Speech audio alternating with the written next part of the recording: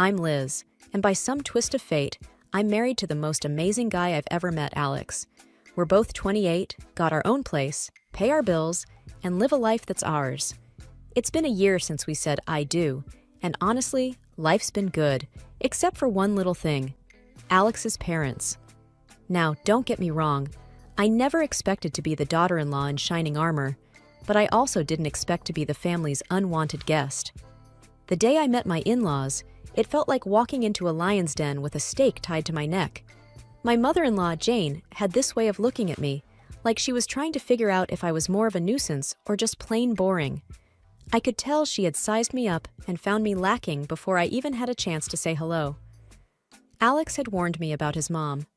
"She can be a bit much," he said, as we drove to their place that first time. "But don't take it to heart, okay?" I didn't. Or at least I tried not to. At dinner, I was passing the salt when Jane said, "You know, Stephanie used to cook such wonderful meals. Remember that risotto, honey?" She said to Alex, who just nodded, his jaw tight. "Yeah, I remember," he replied, not looking at me. I sat there, salt shaker in hand, feeling like I was invisible. They all talked about Stephanie as if I wasn't there. I felt a pang in my chest, but I swallowed it down with a smile. "Sounds like she was a great cook," I said, trying to seem unaffected. Jane's eyes met mine, and she smiled, but it didn't quite reach her eyes. "Oh, she was. She was a lot of things." That night, I told Alex how I felt. "It's like she's measuring me against some ghost." Alex hugged me close. "You're the one I chose, Liz. That's all that matters." I wanted to believe him, but as I'd learn, Jane had a long game in mind, and I was the pawn she was eager to sacrifice. I just didn't know it yet. Living with an allergy isn't just inconvenient, it's like having a shadow that's constantly whispering danger in your ear. Since I was a kid, peanuts have been my arch nemesis. It started with a spoonful of peanut paste and a trip to the emergency room that left my parents with a crystal clear message. Keep her away from peanuts and a whole host of other foods if you want her to grow up. It's not just peanuts, though. Soy, peas, cherries, almonds, tomatoes, apricots, bananas, and even potatoes, they're all off limits. It's a list that makes waiters raise an eyebrow and friends hesitate to invite me over for dinner. It's also a list that my mother-in-law, Jane, knows by heart, yet she somehow manages to question every single time we're over for dinner. "Are you sure you can't even have a little bit of this pie? It's got almond extract," she'd ask, with a tone that hovered between concern and disbelief. I would smile politely, though I'd rather not, and say, "Yeah, I'm sure. Thanks, though." It was the same dance every time. I remember once, at a family gathering, I was navigating the buffet, a mental checklist running through my head. Alex was by my side, plate in hand, trying to help me find something safe to eat. That's when Jane swooped in, her voice sickly sweet. "Liz, you must try this casserole. I made sure it was Liz-friendly," she announced, but the glint in her eye didn't match her nurturing words. Alex paused, his fork mid-air. "Mom, you used cream of mushroom soup in this, right?" he asked, knowing full well that many brands included soy, a big no-no for me. Jane's smile faltered for a second. "Oh, I think so. It should be fine." But it wasn't fine, and we both knew it. We made our excuses, me leaving the casserole untouched. But the incident stuck with me.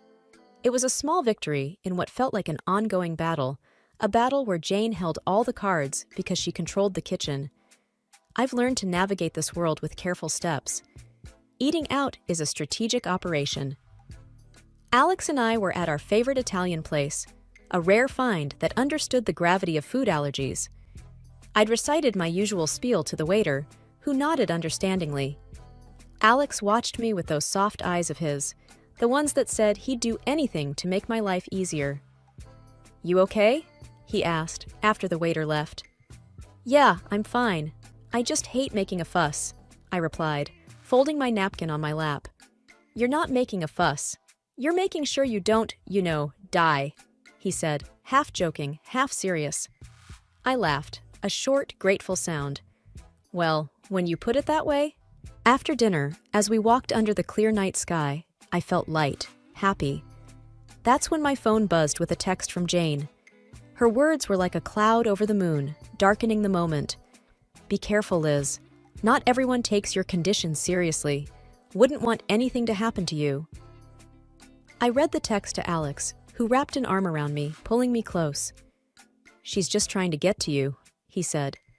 But as much as I wanted to shrug it off, I couldn't shake the feeling that Jane's message was more than just a jab.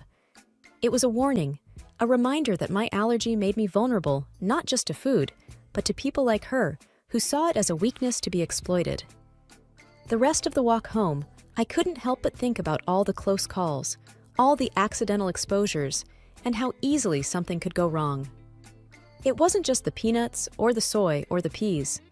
It was the realization that my allergy was more than a personal battle. It was a chink in my armor that someone like Jane could see as an opportunity. And that thought was scarier than any allergic reaction I'd ever had. Dinners at Jane's house were always a production, like a play where everyone knew their parts except me. I was the wild card, the one who could unintentionally cause a scene with a single bite. Alex tried to make it better, but there's only so much you can do when you're playing in someone else's home court. One particular evening, the tension was as thick as the gravy on the table. Jane was bustling around, placing dish after dish on the table. I sat there, my own plate empty, waiting to figure out what I could eat without a trip to the hospital. Alex, darling, pass the green beans to Liz. They're just divine, Jane said, her voice dripping with a sweetness that didn't reach her eyes. I eyed the beans, but something seemed off. What's in them? I asked. Oh, just a touch of almond slivers for crunch, she said, waving a hand dismissively. I put my hand up, stopping Alex's reach. I can't eat those, remember? Almonds are a no-go for me. Jane feigned surprise, a hand to her chest. Oh dear, I must have forgotten. Silly me. Alex's chair scraped back as he stood up. Mom, this is serious. Liz could end up in the hospital. His voice was firm, edged with a frustration that made Jane's eyes narrow just a little. I just wanted to make something nice, she said. It's not my fault Liz has all these allergies. The room fell into an uncomfortable silence. The other relatives glanced around, forks paused midair, not sure where to look. I felt a flush creeping up my neck, embarrassed by the spotlight. Alex's dad, Mark, tried to break the tension. Let's just enjoy the meal, shall we? There's plenty Liz can eat. But the damage was done. The rest of the dinner passed in strained politeness, with Jane asking pointed questions about my allergies, as if she were taking notes for next time. Later, when Alex and I were alone, he apologized. I'm sorry, Liz. I should have double-checked everything before we came. I shook my head, tired of feeling like a problem to be managed. It's not your fault, but I'm starting to think your mom does these things on purpose. He didn't answer, and he didn't need to. We both knew the truth. Jane was serving up a side of malice with every meal, and I was the main course. I could always tell when Jane had been working on Alex. He'd get this distant look in his eyes, like he was seeing me, but also seeing through me, weighing her words against his own judgment. This particular evening, it was like a cloud had settled over him, and I knew it before he even said a word. Mom thinks we should consider... Well, she thinks we might not be thinking about the future enough, Alex muttered, not meeting my eye as he fumbled with the TV remote. The future? I asked, a sinking feeling in my gut. Yeah, kids and your health issues, he continued, the word issues hanging awkwardly in the air between us. I felt a tightness in my chest. She talked to you about my allergies again, didn't she? He sighed, setting the remote down. She's just worried, Liz. She thinks it's a lot for us to handle, especially if we want a family. I bristled. We've talked about this. I've managed so far, haven't I? And there are plenty of people with allergies who have kids. Alex ran a hand through his hair, a sure sign he was stressed. I know, it's just... She has this way of making me doubt things. The room was quiet for a moment, the tension thick. I watched him, this man I loved, wrestling with the seeds of doubt his mother had planted. Alex, do you doubt us? I asked, my voice barely above a whisper. No. He looked up, finally, his eyes clear and firm. No, I don't. I just hate that she keeps bringing it up. I hate that it makes us fight. I reached for his hand, our fingers intertwining. "We're not fighting. We're on the same side, remember?" He nodded, pulling me into a hug. "You and me against the world, right?"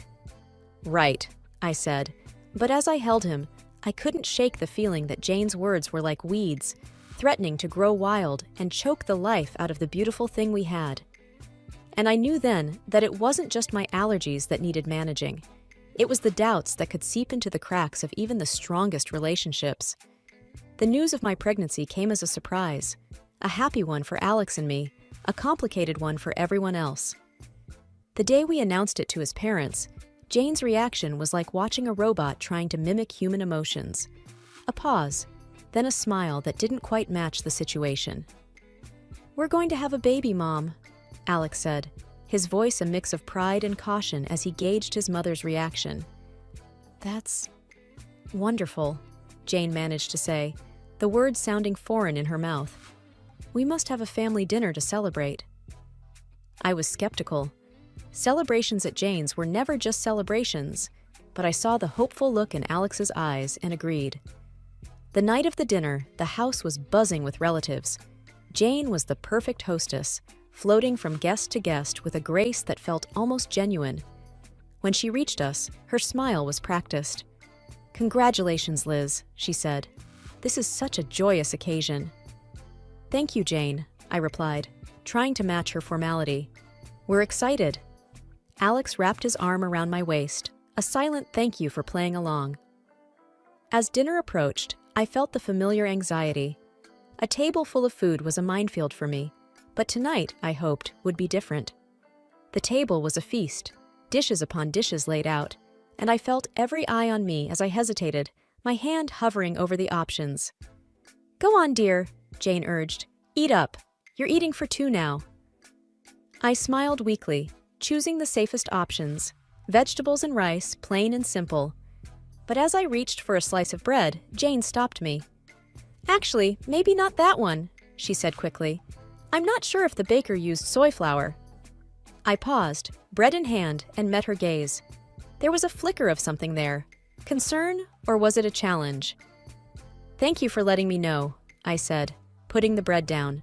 But the warning bells were already ringing in my head. How did she know about the soy flour? It seemed too close a call, too perfect a save.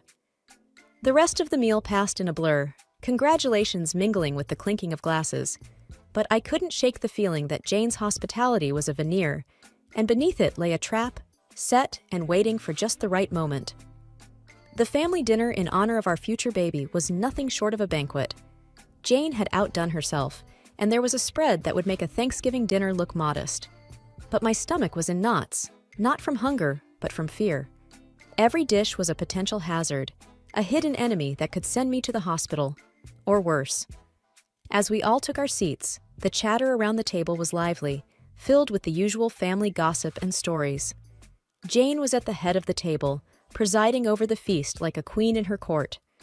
She called everyone to attention with a gentle tap of her glass. "Before we begin, I just want to say how thrilled we are to be celebrating Liz and Alex's upcoming addition to our family," Jane announced, her voice steady and clear. There was a round of hear, hear, and applause. I forced a smile, feeling Alex squeeze my hand under the table. "Thank you, everyone," I said. "We're really looking forward to this new chapter in our lives." The meal began, and I tentatively picked at my food, choosing the simplest items. Alex watched me, his brow furrowed with concern. "You doing okay?" he asked quietly. "Yeah, just being careful," I replied, pushing a roasted potato around my plate. Jane's eyes were on me, and I felt like a specimen under a microscope. "Liz, you haven't touched your salad. The dressing is on the side, just as you like it," she said, her voice tinged with a forced cheerfulness. "Thank you, Jane. I'm just not much of an appetite tonight," I said, avoiding the salad that I knew could easily contain hidden allergens. As the dinner wore on, the tension grew. Every time Jane offered me something, my anxiety spiked. The room felt hot, the walls inching closer with each passing minute. Then came the cake. It was a beautiful confection, layers of sponge and cream that made the room ooh and ah. Jane cut a slice and handed it to me with a smile that might have been genuine if I hadn't known better. "For the mom-to-be," she said. I looked at the cake, then at Alex, then at Jane. "I really shouldn't," I said, "but it looks delicious." "Oh, come on, Liz. One little bite won't hurt. For the baby," Jane pressed, her voice sweet as the icing. That's when Alex's dad, Mark, stepped in, his hand swift as he knocked the plate from my hands. The cake tumbled to the floor, and a stunned silence fell over the room. "What the hell, Dad?" Alex exclaimed, his voice a mix of anger and confusion. Mark stood, his face pale but his voice firm. "I saw the label in the trash. That cake has peanut oil in it." The room erupted in chaos. Jane's face was the picture of shock, but her eyes gave her away. There was a flash of something there. Fear, maybe? Guilt? Alex stood, his chair clattering behind him. "Mom, did you know about this?" he demanded. Jane's mouth opened and closed, but no words came out. And in that moment, the truth was as clear as the danger that had been on my plate. The room was dead silent after Mark's revelation, the dropped cake like a crime scene on the hardwood floor. Everyone's eyes were locked on Jane, who seemed to shrink under the collective gaze. "Mom, is it true? Did you know?" Alex's voice cut through the tension, sharp and demanding. Jane's eyes flickered with something dark before she regained her composure. "Of course not. I would never." Her voice trailed off, unconvincing. Mark wasn't having any of it. "I saw the shopping list, Jane. Peanut oil for cake. It was right there, in your handwriting," he said, his voice steady but laced with disappointment. The murmurs around the table grew louder, a mix of disbelief and anger bubbling up from the family. Alex was shaking his head, his hands balled into fists. "How could you, Mom? Liz could have died." I was frozen in my seat, the gravity of the situation anchoring me down. This wasn't just carelessness or forgetfulness, it was intentional. Jane's mask finally slipped, her face twisted in anger. "I didn't want it to come to this, but she's not right for you, Alex. She's weak, and now she's bringing a child into this world who will be just like her." Alex took a step toward his mother, incredulous. "Weak? Liz is the strongest person I know. And you? How could you be so cruel?" I could feel the eyes on me, waiting for me to break down, to crumble under the weight of Jane's words. But I didn't. "Jane," I said, my voice surprisingly calm, "you've made your feelings very clear. But this is not just about me. This is about a family, your grandchild." Jane looked away, her jaw clenched, and for the first time, I saw the hint of fear in her eyes. Maybe she realized that her actions hadn't just endangered me, but her relationship with her son, her reputation, everything. The rest of the evening was a blur. There were arguments, tears, and hushed conversations as the family tried to process what had happened. Alex and I left early, the weight of the evening heavy on our shoulders. We didn't speak much on the drive home. What was there to say? The truth was out, and with it, the facade of a polite, if not happy family was shattered, all because of a peanut. The drive home was quiet, the kind of silence that's heavy, filled with things unsaid. When we finally walked through our front door, Alex and I just stood there, the echo of the night's drama still ringing in our ears. Alex was the first to break the silence. "I can't believe my own mother would do something like that," he said, his voice hollow. I sat down on the couch, the cushion failing to comfort me. "I know. It's a lot to take in." He sat beside me, taking my hands in his. "I'm so sorry, Liz. It's unforgivable." I looked at him, seeing the pain in his eyes, and my heart ached. "It's not your fault, Alex. We couldn't have known she'd go this far." But the truth was there, hanging between us. Jane had crossed a line, and there was no going back. The family was in pieces. Some stood by us, shocked and appalled by Jane's actions, while others struggled to wrap their heads around the reality of the situation. The next few days were a whirlwind. Alex's phone buzzed constantly with messages and calls. Relatives wanted to express their shock, their support, their apologies. And through it all, there was a deafening silence from Jane. No apologies, no explanations, nothing. Alex finally broke the news to me a week later. Dad's left her. He can't get past what she did. He said it's been a long time coming. I wasn't sure how to feel. Relief, sadness, pity? And Jane? I asked tentatively. He said she's not handling it well. She's alone now, Alex replied, a twinge of something like regret in his tone. We sat in our living room, the walls we'd painted together, the furniture we'd picked out during countless trips to the store. It was our home, filled with our memories, our love. And outside, there was a storm brewing, one that threatened to uproot everything we knew. But in that moment, I realized that no matter what happened, we had each other. We were a team, about to bring a new life into the world, and that was what mattered. I love you, Liz, Alex said, pulling me close. I love you too, I whispered back. The fallout from that night would linger. The scars it left on our family would take time to heal. But as I looked at Alex, at the life we'd built, and the future we were about to embark on, I knew that we'd weather any storm together. And as for Jane, she was a chapter in our lives that we had closed, a story that we wouldn't let define us. From now on, it was just us, our baby, and the road ahead. Whatever it brought, we'd face it together.